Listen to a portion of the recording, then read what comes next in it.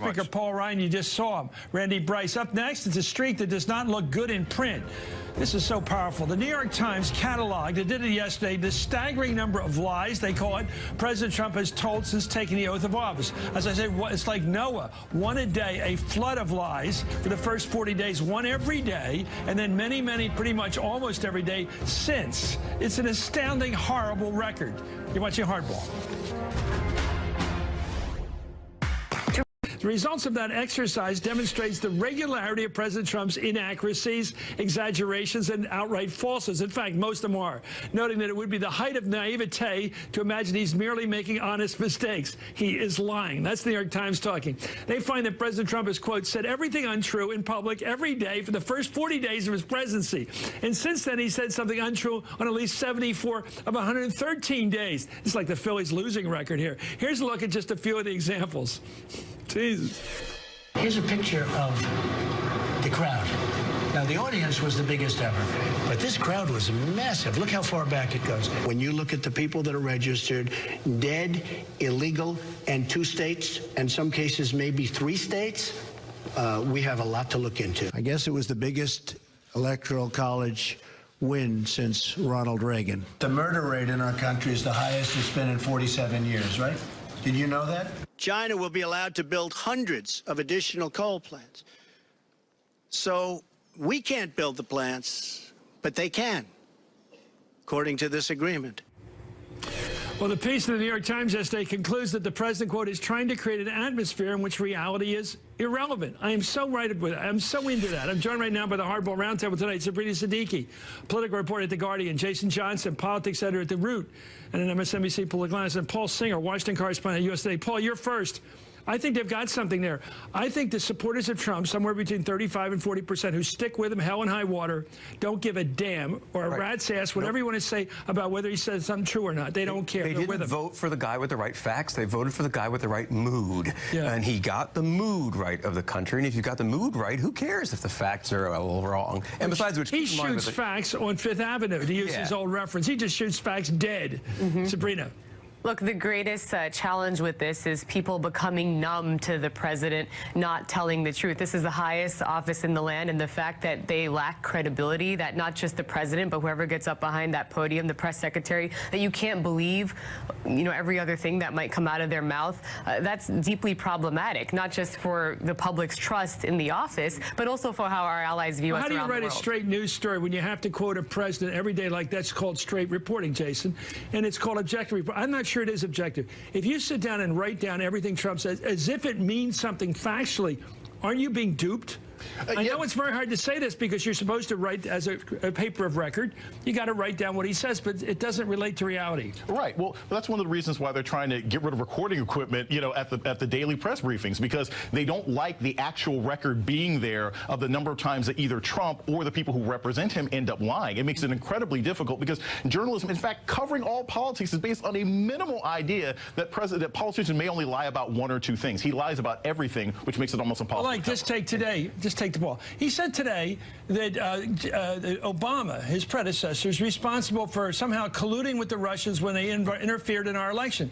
Split second before, he said there was no Russian interference in our election. Right. He does a 180, and it doesn't seem to offend his peeps. But if you've tracked Trump at all over the years, this has always been his style. He just talks. He just says what he thinks at the moment. He doesn't care if it's true. And by the way, what's his brand? How rich is he? How's he doing in business? He just makes those things up on the spur of the moment. So how do you report on this guy, Sabrina? Well, you say how do you write down what he says when you know it doesn't mean anything? Well, the responsibility of the media is still to hold people in power accountable and to not just let these misstatements slide. I think that also, you know, you have to remember that his success is contingent upon creating this alternate reality. You know, Kellyanne Conway infamously said alternative facts, but the media still has a responsibility to report the facts and present the truth to the American public, and to hope that there are more people who are watching and taking seriously the office he now holds than just a campaign where a lot of people were disenchanted by both of their choices. Is anybody offended by the fact you spent 8 years calling Obama an illegal immigrant? Well, there's lots of people who are offended by it. I mean, that's the thing. It's like, and that's where the lying starts. It's like, if you can lie about where a president is from, like, and then stick with it. No evidence. With no I've got evidence investigators down in Hawaii coming up with some very interesting stuff. BS! And then he pretends that he feels bad about it. It's like, if he would just show me, if he would just show, I'm worried about Obama. Okay, like, well, we're sticking back with this unflappable president. Anyway, up next, these three will tell me something I don't know, which actually will be true what they tell me. It's revolting. Anyway, thank you. The Hardball reaction is. Well, it's been 2 years since the United States Supreme Court ruling requiring states to recognize marriage equality. And today's support for same-sex marriage, you won't be surprised by that, is at an all-time high. According to a new Pew poll, Americans are now nearly 2-to-1 in favor of allowing gays and lesbians to marry legally. That's a dramatic shift, believe it or not, from 20 Hardball Roundtable. Jason, tell me something I don't know. We know that Philando Castile's family settled with the city for $3 million after his wrongful death suit. What we don't know, a lot of people aren't talking about, is that is going to cost over $3 million spread throughout the entire state. Police brutality is not just a human rights issue. It's costing taxpayers thousands of dollars. Sabrina.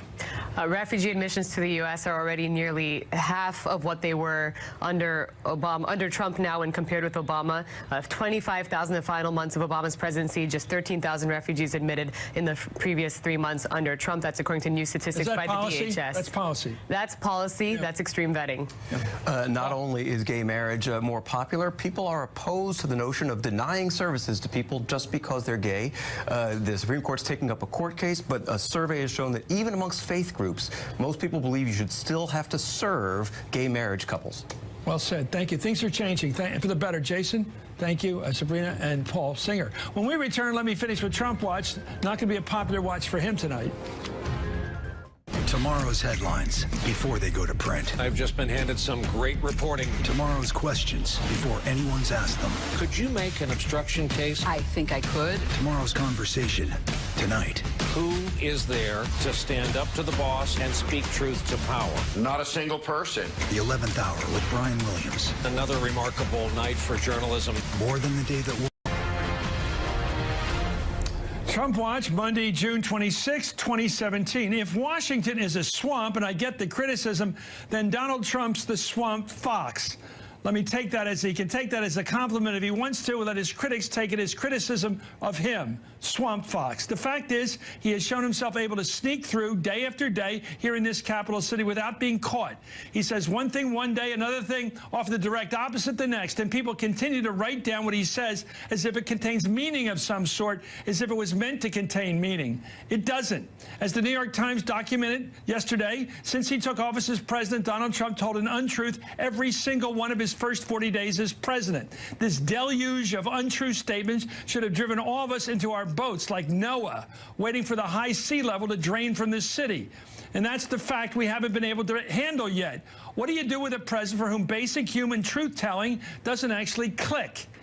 That's Hardball for now. Thanks for being with us. On with Chris Hayes, the authors of the Washington Post article this weekend on President Obama's response to Russia. USA Today's Heidi Presley, who's also an MSNBC political analyst, and MSNBC's national security analyst Malcolm Nance. Look, I just want to go to the basic nonsense of Trump here today. I've been away for a few days, and I need to get my head back into this. Trump is now saying, Heidi, that there was, in fact, Russian intervention and that Obama let it go. In other words, after weeks and weeks of saying there was no Russian intervention, he says, oh, yeah, there was Russian intervention in our election, but it was Obama's fault. Right. How do you do it 180 like that in one day because you read a Washington Post piece? We'll get to your piece in a minute. Perhaps, if people aren't paying attention, let's think this through. So first he says there's no collusion for months and months. Now he says there was collusion, and it was Obama who was colluding in order to get him elected so that he could undo Obama's legacy. So it's just nonsensical. But, Chris, I think there hasn't been due attention as well to the fact that this is a day of vindication for that 400-pound person who's been... I know.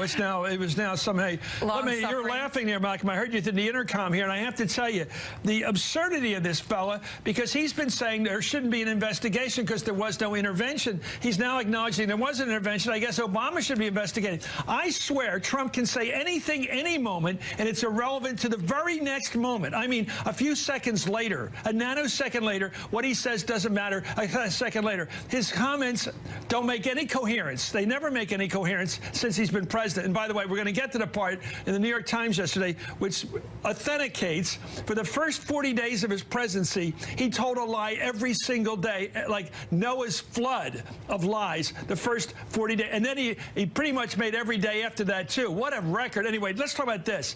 Is Trump now saying that there was Russian intervention in our campaign and that somebody has to explain their role in that? Isn't he now basically 90% of the way towards where the investigators are headed? Something bad was done by the Russians. We got to find out who helped them. He's with the investigators now all of a sudden, seems to me. Sure. I think he's going to try to steer the conversation in that direction. We've seen certainly on other channels over the last 72 hours a completely different story, that collusion is legal. We've actually heard people say that and argue this. I think Donald Trump, and I know people who know Donald Trump personally and very well, cannot think past 10 seconds. He can't get past whatever is before his face at that moment. He talks as if there's no such thing as television or video recordings. Let's go over some things that we know are an absolute fact. He was briefed about this in his top secret security briefings before the election last year. He was briefed about this after he won the election. He was briefed about this in January when President Obama's national security team brought together the evidence and the FBI and CIA told him what blackmailable information they had on him. He has called this a hoax from the very beginning. To suddenly do a 180, this is certainly solely for his political audience, and he doesn't care what the rest of the world thinks, whether it appears that he's once again telling a fantastical lie. I know, Adam, let's start with your piece for the weekend. Let's talk about sins of omission, if you will, by Obama. Go for it. Right.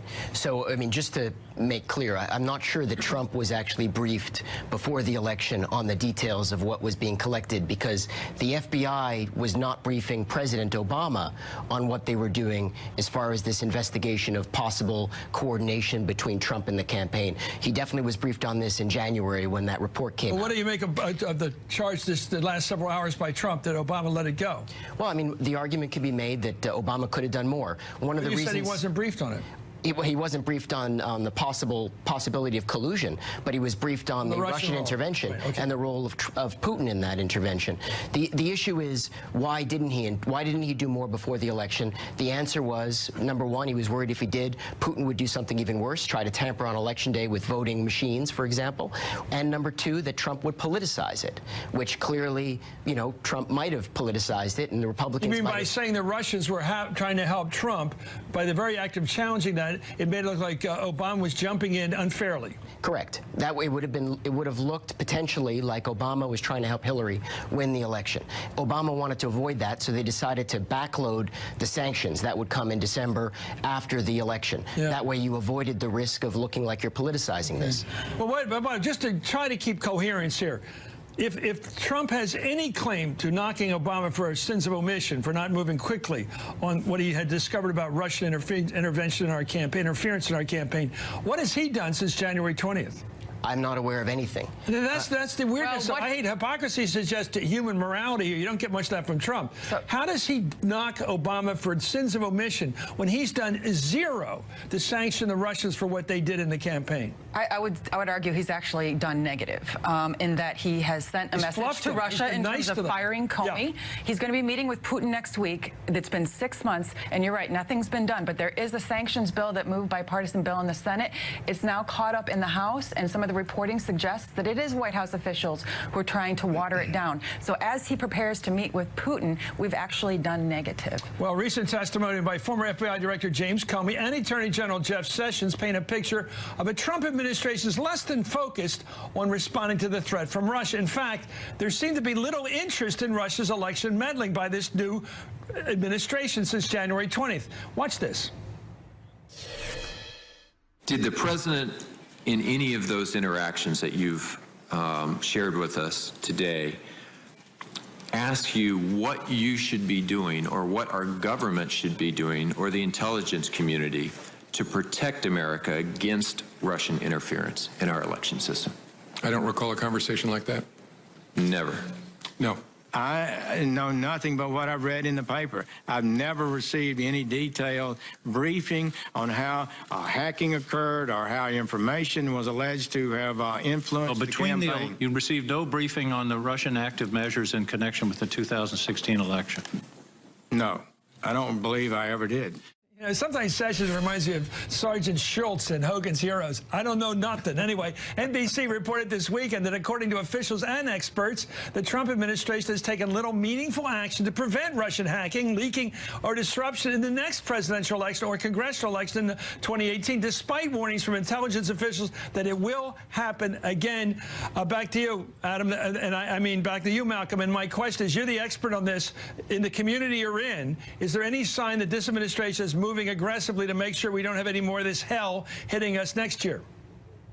No, and it appears that the only agency that is going forward with any initiative is DHS, Department of Homeland Security. The CIA, NSA, the other intelligence agencies are maintaining their standard, high level of cybersecurity awareness. But it's not them who you have to worry about. It's the Republican Party who really needs to worry about this, because this could easily be a double-edged sword. They could come back and stab Donald Trump in the back using the exact same cyber warfare systems, and to put their heads in the sand when the nation was attacked. And let me tell you one other thing, Chris. You cannot fault President Obama for not starting an active cyber war between the United States and Russia. He used the measures which were commensurate with his office. He called Putin on the red phone. We did not start shutting down each other's national infrastructure. But President Trump has to understand it is imperative that he take action, and if he doesn't, well, that tells us quite a bit about his views with Russia.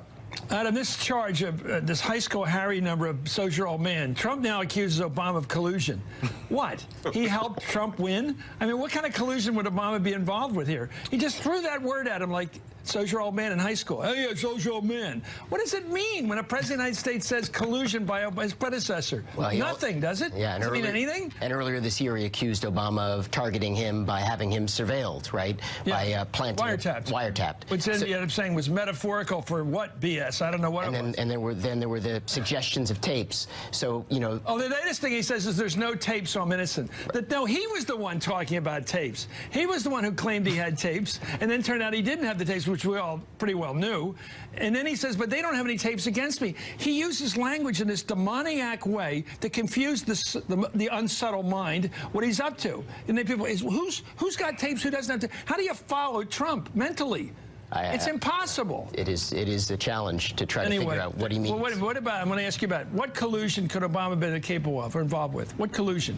I'm not aware. Hillary lost. He was for Hillary. Yeah. Trump won. He wasn't for Trump. At this point, what tapes is he talking about? I'm not sure. See, I mean, this is a crumb trail that leads to nowhere. I do think we need to have a discussion about collusion, though, because there was a lot of contacts going on throughout the course of the height of the hacking campaign, and so we, as reporters, by whom with whom? By Trump officials. Yeah, we know. Right, but we need to kind of set a bar and understand as reporters as well what would constitute collusion, because that's not something that's been defined. A meeting at the Mayflower, at the RNC, in the Trump Tower, you know, all kinds of places, in the Oval Office, all kinds of meetings. Anyway, thank you, Adam Entus, and thank you, Heidi Pressman. Thank you, Malcolm Nance, for bringing your fire and knowledge to this show.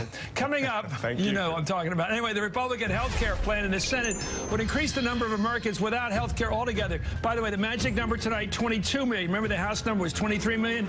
Well, they're slightly improving it, I guess, because by 2026, I'm being sarcastic, only 22 million less people will be covered with health insurance under the Republican plan being pushed through the United States Senate. According to the Congressional Budget Office, and that's not much better than the House plan, as I said, Trump called the one he called mean. Again, high school language. And now tonight, another Republican, Susan Collins of Maine, says she'll definitely vote no. Guess what? She tweeted her no. Plus, the would-be challenger to House Speaker Paul Ryan's coming here. He's going to run against him out in Wisconsin. Interesting guy, a real working guy. Watch. I think it's time. Let's trade places. Paul Ryan, you can come work the iron, and I'll go to D.C. We can do so much better together as a community, and our future depends on it. It's got a Michael Moore quality to this guy. Tonight, we're going to get ready. Randy Bryce is coming here, an iron worker from Wisconsin who wants to trade places with Paul Ryan. And the New York Times, as I said, compiled the definitive list of all the lies that said President Trump has told since taking office. And the numbers are staggering. Trump said something untrue in public office every one of the first 40 days as president, one for each day. Finally, let me finish tonight with Trump Watch. He won't like this one. This is Hardball, where the action is. Welcome back to Hardball. The Supreme Court announced today that it will hear arguments over the Trump administration's travel ban when it's back in session next term. It also ruled that the administration can partially enforce the ban in the meantime, as long as it doesn't block people from entering the country who have a close relationship with someone in the United States or those who want to attend school or accept a job here. In a statement today, President Trump said, "Today's unanimous Supreme Court decision is a clear victory for our national security. It allows the travel suspension for the 6 terror-prone countries and the refugee suspension to become largely effective. As president, I cannot allow people into our country who want to do us harm. I want people who can love the United States and all of its citizens and who will be hardworking and productive." I'm talking right now about NBC News Justice correspondent Pete Williams. Do the analysis. So what's good for Trump? What's bad for Trump?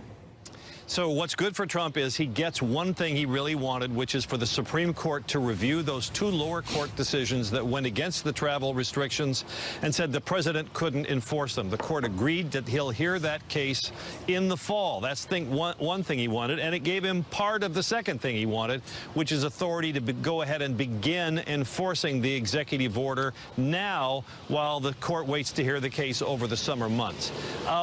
There's some disagreement here, Chris, though, on how much of a concession that is to the president.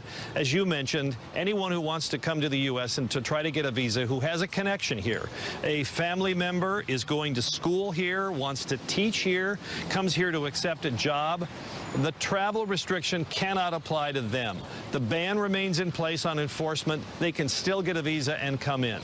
Refugees who have a relative in the U.S. or have a connection to an entity, the court said, in the U.S., which presumably means the churches and the refugee groups that sponsor them in there. If they have an existing relationship with them now, they too can come in. So how much of this will actually end up being enforced, how much of it will remain on hold, that's something that's going to take another couple of days to work out. But it's certainly a victory for the president that after this string of defeats, he finally gets at least some relief. Thank you so much, Pete Williams. Great reporting. And up next, the Republican health care bill is very much in jeopardy, especially given today's news that it would reduce coverage. Catch this. It's hard for me to see the bill passing this week. We don't have enough information. I don't have the feedback from constituencies who will not have had enough time to review the Senate bill. We should not be voting on this next week. Will you support this bill, Senator? Right now, I am undecided. Well, welcome back to Harbor. It was a rough weekend, of course, for Senate Majority Leader Mitch McConnell. Tough for him, who is facing a daunting task of rounding up enough votes, that would be 50, to pass the Republican repeal of the Affordable Care Act. In more bad news, the Congressional Budget Office today estimates the Senate bill would strip health insurance from 22 million Americans. That number will be all over the newspapers tomorrow. 22 million will lose insurance. Ahead of this week's vote, the Majority Leader is already facing fierce headwinds from his caucus, the one that spans from the ideological divide from conservatives to moderate, sort of moderate. Late today, Republican Senator from Maine, Susan Collins, as you just saw, said, "I want to work with my GOP and Democratic colleagues to fix the flaws in ACA. CBO analysis shows Senate bill won't do it. I will vote no on motion to proceed." But Republicans are determined, apparently, to schedule a vote before the July 4th recess. That means this week, Texas Senator John Cornyn, who's in charge of the vote counting for the Republicans, tweeted, "I am closing the door. We need to do it this week before double-digit premium increases are announced for next year." In other words, get it off the table. Anyway, tonight, Senate Democrats are on the Senate floor protesting. There they are, the Republican health care bill. There's Senator Harris of California, or is that Cantwell? It's Cantwell from Washington State. This morning, President Trump previewed what he might do if the thing fails. It's something we've been forecasting he's going to say for a while. Blame the Democrats. He tweeted, Republican senators are working very hard to get there with no help from the Democrats. Not easy. Perhaps just let O'Care crash and burn. It's not just Democrats that are in Trump's crosshairs. America First Policies, an outside group that backs President Trump's agenda, is targeting the Republicans who have come out against the Senate health care bill. The message to all Republicans, get in line or else. The Republican repeal remains one of the most unpopular pieces of legislation, however, in decades. In a scathing opinion piece, Montel Williams has a dire message for President Trump. He writes, in his victory speech, Trump promised to lift up the forgotten men and women of this country. Instead, under Trump care, they'll be crushed and left to die. For more, I'm joined by the author of that piece, former talk show host Montel Williams, there he is, of course, Montel Williams, and Robert Costa, national political reporter for the Washington Post and MSNBC Political Lines. Robert Costa, you first on the track touting here. I don't see in the world, with Collins already having walked and 4 or 5 other Republican senators already basically saying they're off, that you get 50 out of 52. I don't see why. I don't know what Chuck Schumer's doing except sandbagging the Republicans by saying it's a 50-50 jump ball. It's not a jump ball. This bill is dead. Am I right or wrong? It's nearly dead, based on my reporting, but I'm not ruling it out from passage at this point, Chris, because of a couple things I'm hearing on Capitol Hill. One, there's still a chance some significant changes could be made to the Medicaid portion of this legislation in terms of providing poorer states with a far less population than some states with more money, more guarantees of funding, and some conservatives could get the amendments they want on this bill. If that happens, maybe Leader McConnell could thread the needle and get it through, but you're right, at this point, it's pretty dismal outlook. Why would a Republican senator, left, they don't have a left, right and center right, why would any Republican senator want to have their name on health care for the country? They don't believe in it, essentially. They don't believe in social welfare like this kind. Why do they want their name on it when they have to go back to the conservatives and say, I supported something like Obamacare? Why would they want to do that? I don't get it. The politics are complicated for Republicans because privately some Republicans tell me, especially the staffers, that they wouldn't mind if the bill fell apart. The moderates could say they stopped this from happening. They protected the coverage. Conservatives could say this wasn't conservative enough. But they got on this train a long time ago. Republicans pledged to their base they would try to uproot this law, and that's what they're trying to do, even if it's unpopular. Montel, tell me about why you care about this, your personal reasons, and maybe they're obvious to you, but not to everyone. Explain.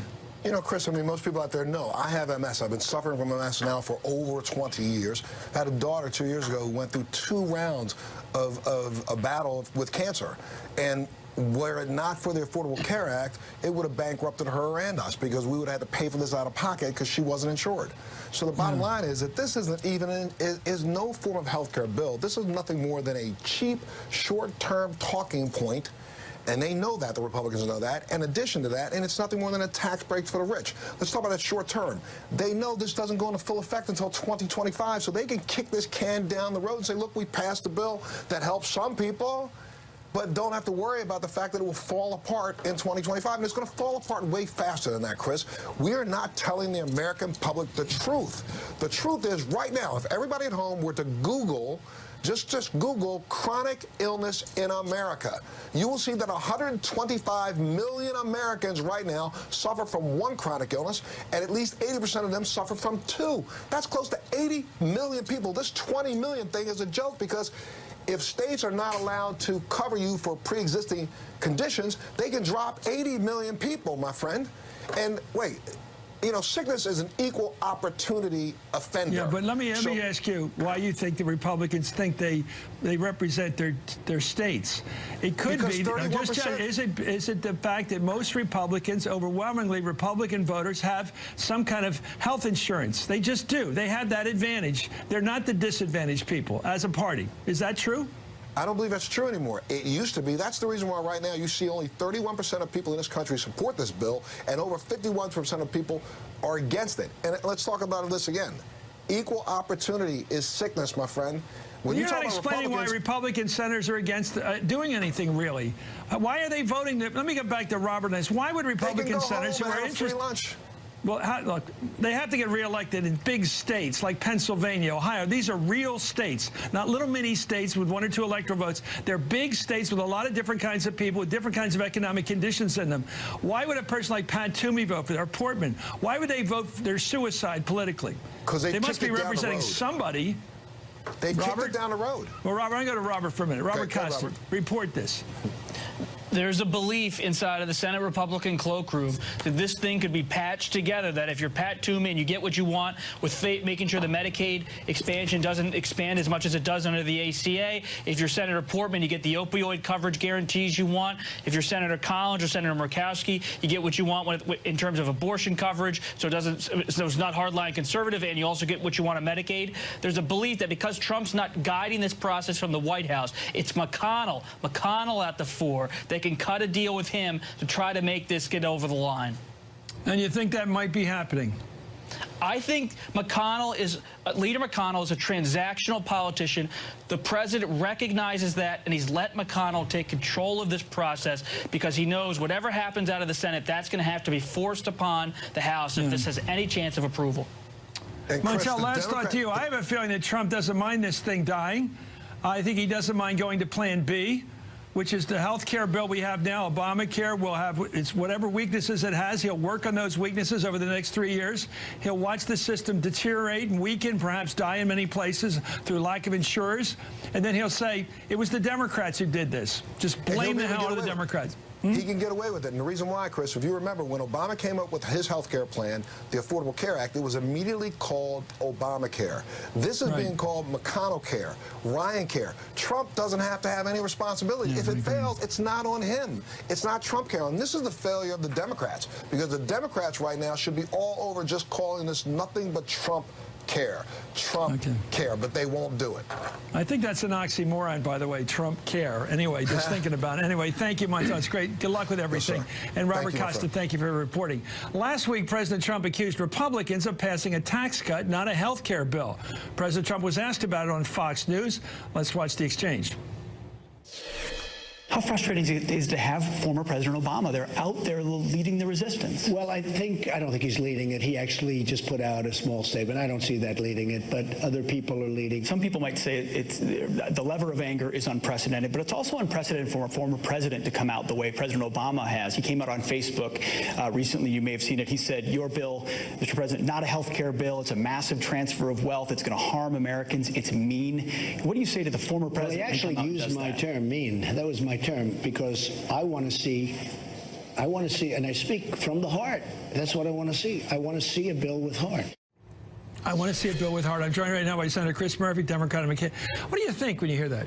He says, I want a bill with heart, and the House bill, which I supported, is a mean bill. He jumps around every day, 180 from the day before. He didn't just support it, right? He convened a giant party in the Rose Garden to celebrate the fact that they had just passed a bill that stripped health care from 24 million people. And, you know, I think he read something on TV that morning. He saw the fact that the news was turning against him, and he decided to try to get out in front of it. But the Senate bill, right, is no improvement. 23 million people lose insurance. So if the House bill was mean, this bill is mean. And I think that's why Republicans are running away from this thing. Yeah, it seems to be one of those easy issues. The Democratic Party created Social Security, Medicare, Medicaid, Obamacare. The Republican Party opposed all of them.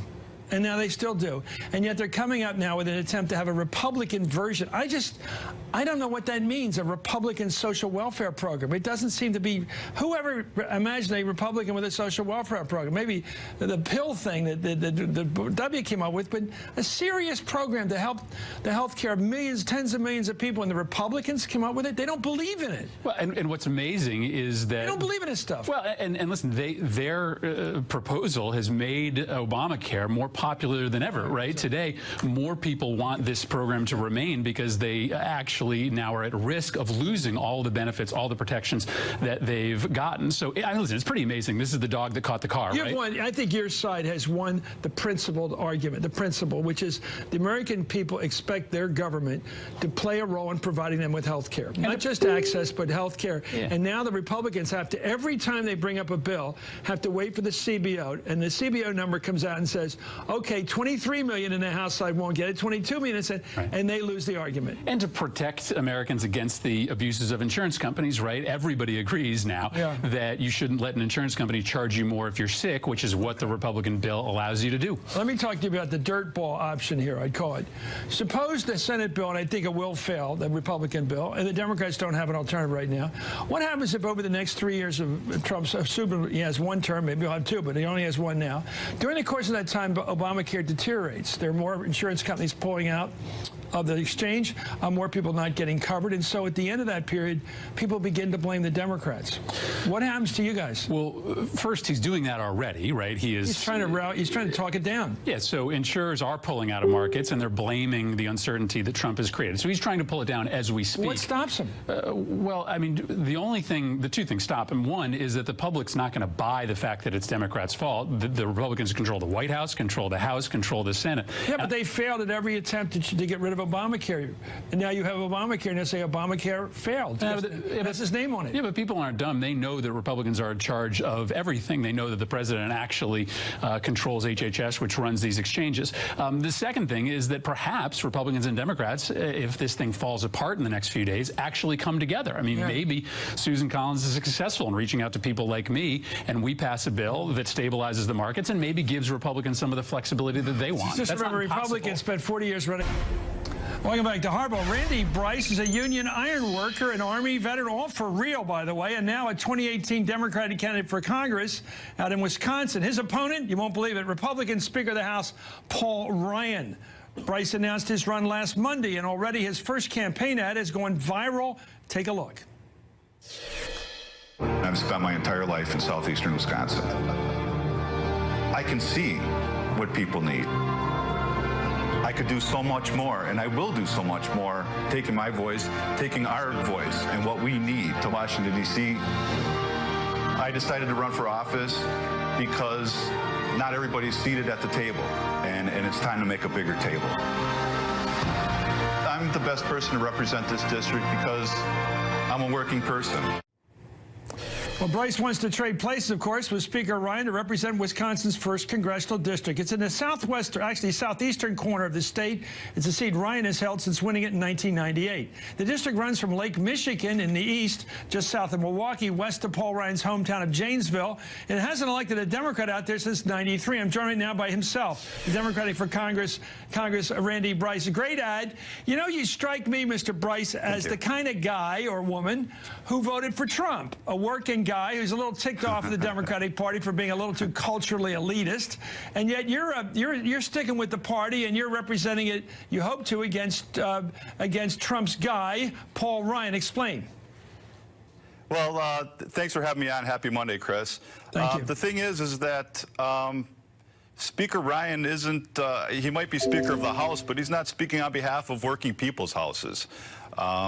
He hasn't been present in the district for over 600 days, and you have this horrible, it's not even really a health care bill, but he's trying to take away health care. The people in the 1st Congressional District are working harder, and we're having less to see for it.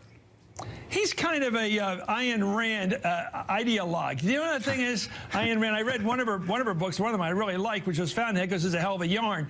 But she basically believes every man for himself. That's her argument. What do you make of that argument? Because apparently Paul Ryan believes in total, utter, personal self-reliance. Don't look out for anybody to look out for you.